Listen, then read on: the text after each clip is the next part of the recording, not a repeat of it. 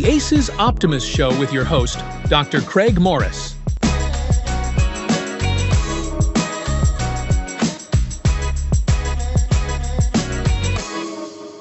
Hi, everybody. Dr. Craig Morris here from ACEs Optimists.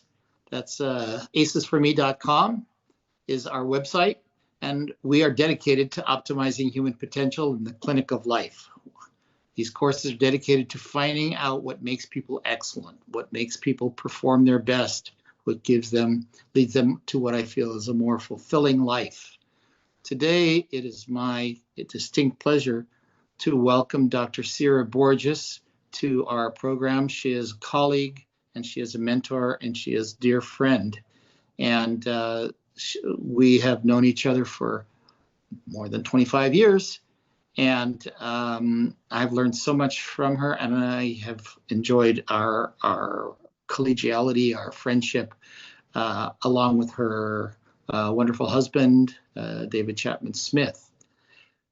Today's broadcast will be multilingual. We will also, in addition to being in English, it will also be in Spanish and in Portuguese. We'll have translations for each. So we're welcoming a larger international audience to this podcast, which I think we have the right person, the right international character and personality and clinician to help to make this a very, very interesting hour. So, Sira, welcome. Okay, thank you for having me. It's a pleasure to be here with you, Craig, and see you again. Yes, there's so many different directions we can go, and I was trying to think about this hour, where to start with you, but I think it's only logical to start at the beginning before we ever met, because for those of you who don't know, Dr. Borges she's a double doctor. She is a medical doctor. She's originally from Brazil, trained in Brazil as a physician, and practiced there for a number of years. And how many? 19. 19 years. Yeah. And I think both is, well, as a general practitioner and also as a psychiatrist. Is that correct?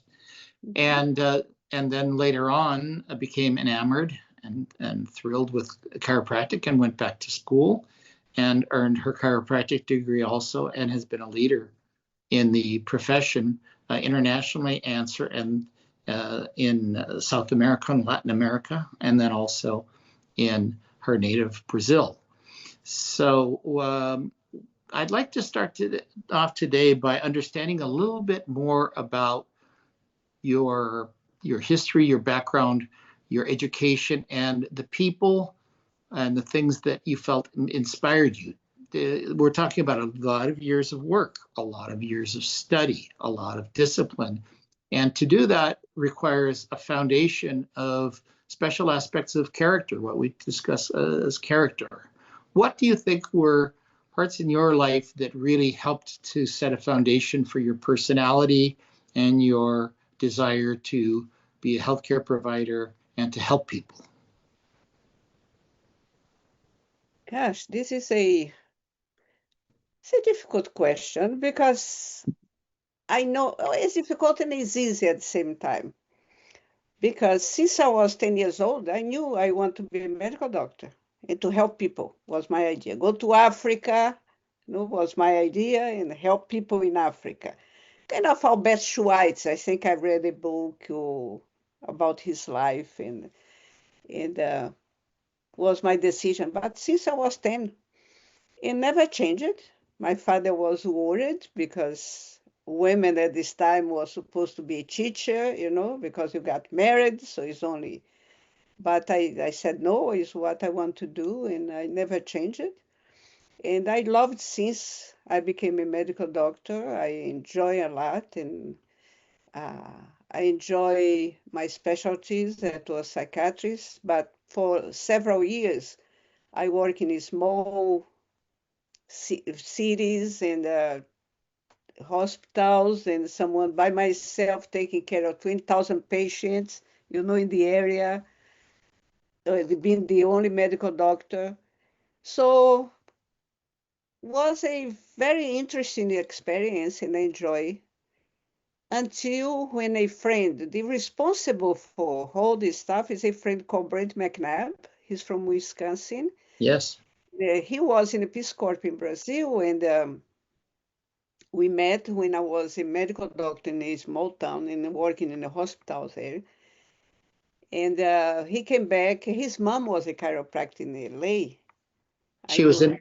she was in my area, Dr. Betty Yeah, McNabb, Dr. Betty McNabb.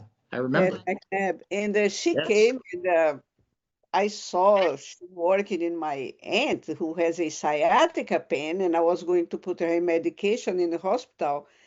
And she treated, and my aunt was dancing after she treated, was completely clear. And so I was impressed. But, you know, after when it come this opportunity, I get this. Brent went to Brazil to to be for the experience for 2 or 3 months, and he was doing chiropractic in my clinic. Okay. So then continuing on, you guys started with your association, British Chiropractic Association, and you started off with an original trio, and then it Yeah, seemed to start to grow pretty fast, and you established a school, a chiropractic college within a few years. it's the idea, Craig, was I when we start to get enthusiastic about the results with chiropractic, I said we have to bring this profession to Brazil. So we start to try to find a school, a university who will be willing to do the program. So it took 5 years to find, you know, Yeah. Wow. and but was good because the Fair Valley University decide to do this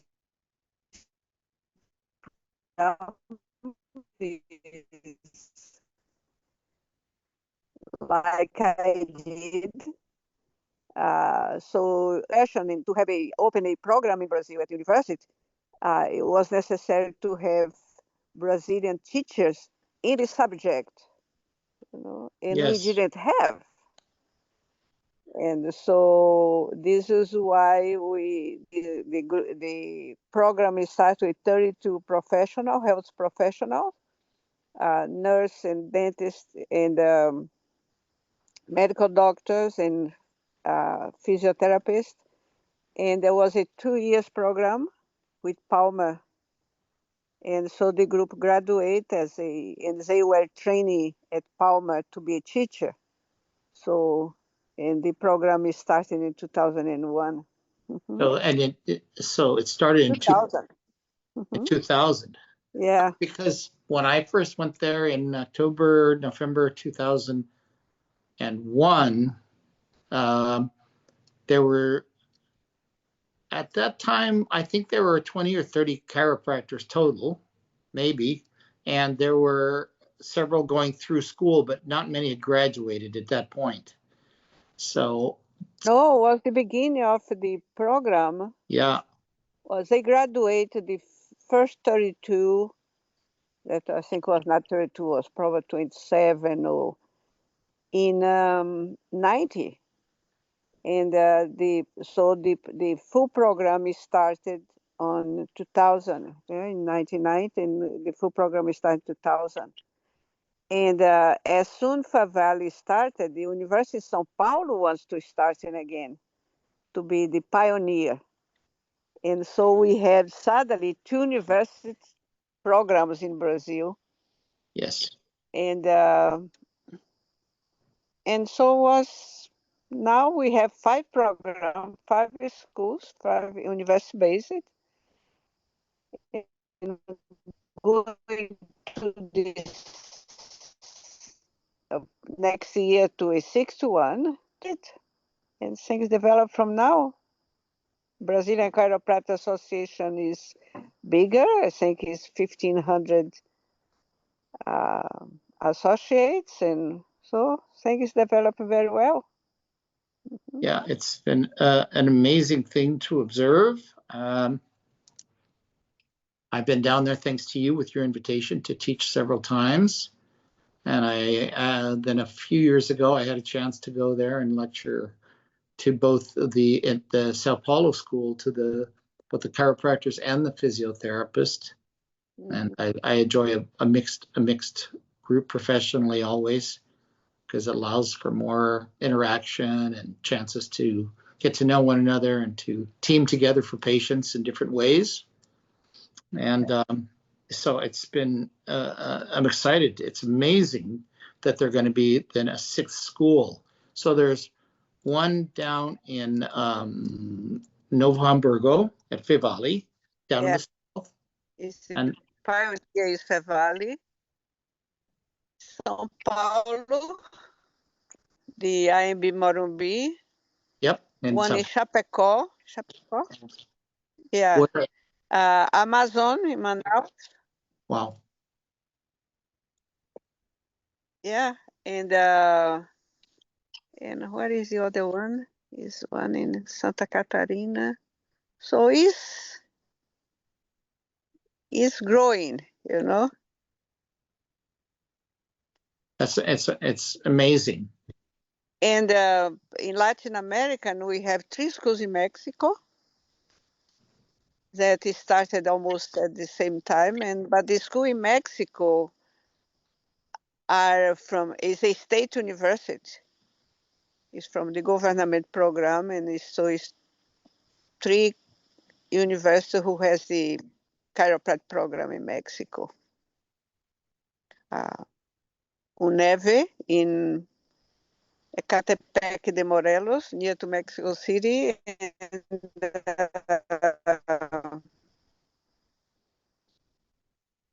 the capital of Mexico, of the state of Mexico, and one in Veracruz in the far south. So Mexico has been great. And one in Chile. We have a university in Chile that has the program. They started like in Brazil, for health professionals, and now they are open up and try to open the full degree program in Chile. So that's, did you say there's going to be a 3 now in Mexico or 2 only? It's 3 Mexico already. Yeah. So then this 6th one in Brazil will be a total of 10 in Latin America. 6, yeah. And if this open, we are very excited because it's the Catholic University. And PUC, they call Pontificio Catholic University. And they have university in each state. And so we hope if we start in one, they can open up for different states. And so, yeah. Well, this was your dream, and it's become reality. So, and you're still, after years of working as a physician and working years then as a chiropractor, and then also as a on the political side to allow the growth of the profession, the establishment of academic institutions, to be involved in all of that has been amazing. I'd like to get back just a little bit more to understand a little bit more about, your perspective on these things, because these are great undertakings. In chatting with you about the idea even of going and living 12 years out in the country, raising 4 sons, and living and managing a full-time medical practice, you talk about it kind of nonchalantly, but I think the rest of us humans would look at that as more than a challenging undertaking. When you were deciding to accept that opportunity to go out into areas that were without electricity and without things that most of us consider to be rather rather important. Was it intimidating? What was it that would said, yeah, I think I could do that? Because I think most people wouldn't, and I know. Yeah, but I don't think it was complicated. We live in a small town, and I was a medical doctor in a small town, and the father of my kids at the time was also a medical doctor. Yeah. So we work in a hospital. We did everything. It was only four medical doctors for 73 beds in the hospital, and a population of 60,000. And so we did everything, working hard. So when came this opportunity to come to do just psychiatrist in another town, just going to a hospital, I got the opportunity, and we want to live in the countryside to raise the kids and find a place, and didn't have electricity. What the heck? You learn how to, oh, sorry. You learn how to, you learn how to be, propane gas for light, for a refrigerator and all this.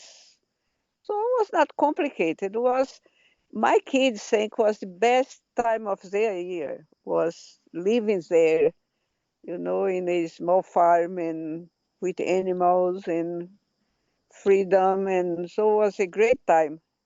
And also I had good memories.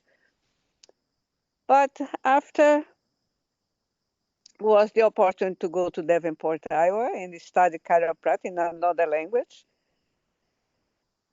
It was a challenge. It was very interesting, and so was fun. Also, was good, and this ride has been good so far. Has been wonderful, and to promote the profession, and meet lots of people, and it's fun, Craig.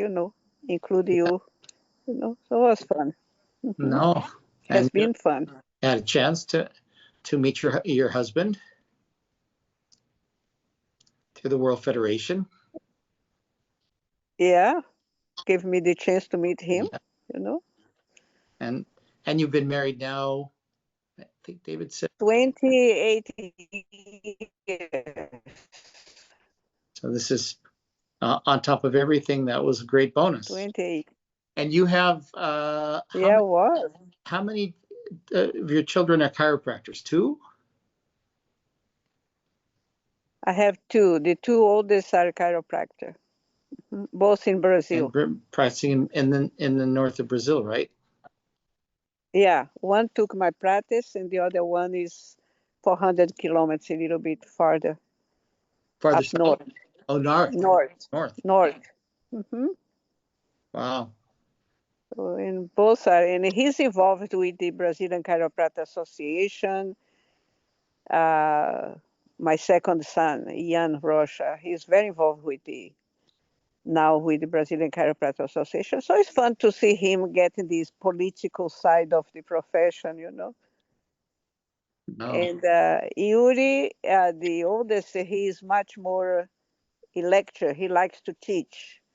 So give seminars, and so he has been going to Latin America and teaching, and so it's good. So I have, and the 2 youngest, they are in the computer engineer, computer engineer, and the other one is a graphic designer. So they are in the different areas. So it's good to have them in the family. But I think what's happening, I keep asking myself, what's happened with the profession, the chiropractic profession that makes you so passionate about, And because, all the chiropractors, they are full of passion. They could go, what we talk is always, and I think for me, was the results with patients. And it's a very fast results with patients. So Yes. was great. I think our foundation was very strong because we had a lot of challenges. And the more challenges you have, the more it strengthens your resolve. And I think that we were strengthened by the fact that we're a hands-on profession. And I think that this human touch component is critical. And I think also that we gained our acceptance one patient at a time, like from our early years. And and it's interesting, when I got involved in chiropractic, I thought I would go to medical school, and then I learned about it and started studying about it. And I decided that by the time I started at the university, I was going to go to chiropractic and not into medicine. I liked the idea of hands-on work. I liked the idea of being natural and without drugs or surgery. I was attracted to that. But later on, I found when I started school, chiropractic school, that I think of at least half of the students, more than half, either were going back to school as a second profession because they'd had some sort of a miracle occur in their life, and they wanted to pursue that, and they wanted to be a part of that, and they wanted to help people. And another part of them were second or third generation chiropractors. So it was, a part of the family. And then a smaller group were those of us who actually had just come from the university and then went to the chiropractic school. That was interesting. So when I started in school, I was the second youngest in my class. And we all graduated my class graduated in December of 1981. So I think as time has passed, more and more, or a higher percentage have considered chiropractic as a first profession, as I did. But there's still, you see those that are second and third generation chiropractors. There are those who have come in later because they've had a miracle occur in their life and wanted to help others like that. And now, I'm fortunate I have a son now who's a chiropractor, who looks like he's going to be starting his practice in Uruguay here within the next few months. So he has that part of his soul that likes to get out and explore. He's an explorer, so he's getting a chance to do that and help people. Yeah, no, it's a profession that makes you passionate about.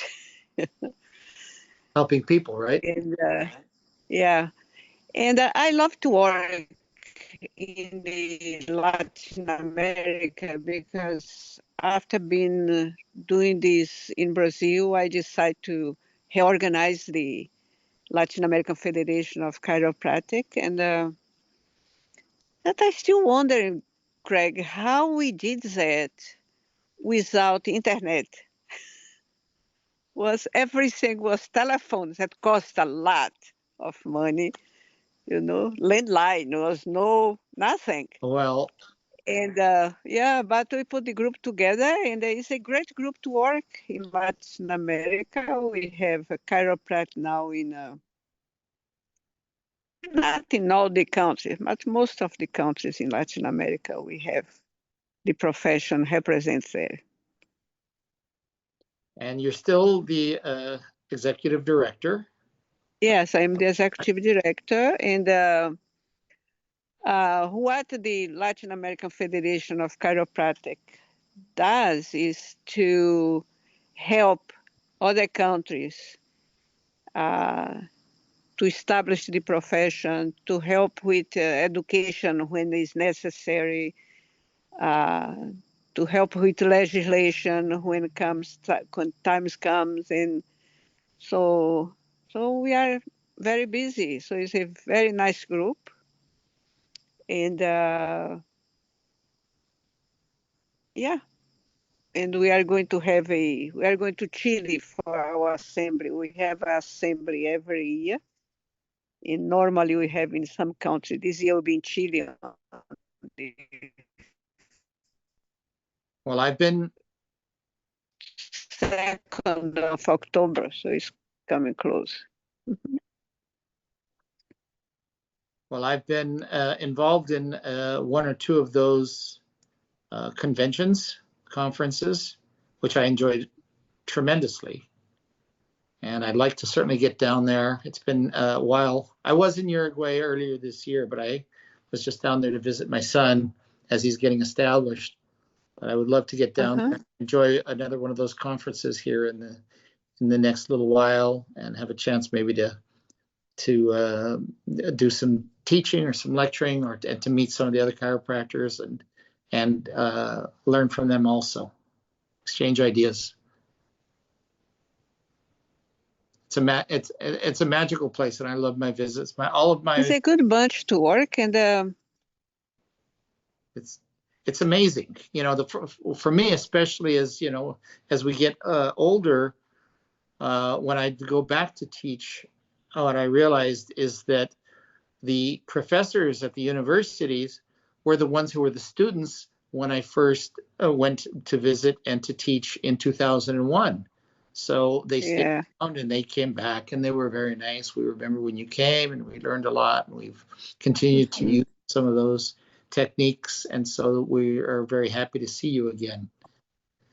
So it's been interesting. We're at a good time because it's been a time of intrigue and excitement and growth and enthusiasm, and need to help a lot of people.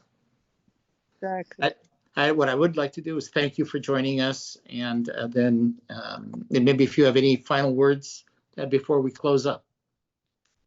Chiropractic gave me a good thing, include my husband. That was very important. Because I never could meet him if I was not a chiropractor, you see? Absolutely. That's been a beautiful teamwork. I know as you're a friend to both of you. So I've enjoyed your individual friendship and you as a couple, as a beautiful couple. Thank you for joining us. Yeah. Thanks for tuning in to this episode of the Aces Optimist Show. Catch you on the next one.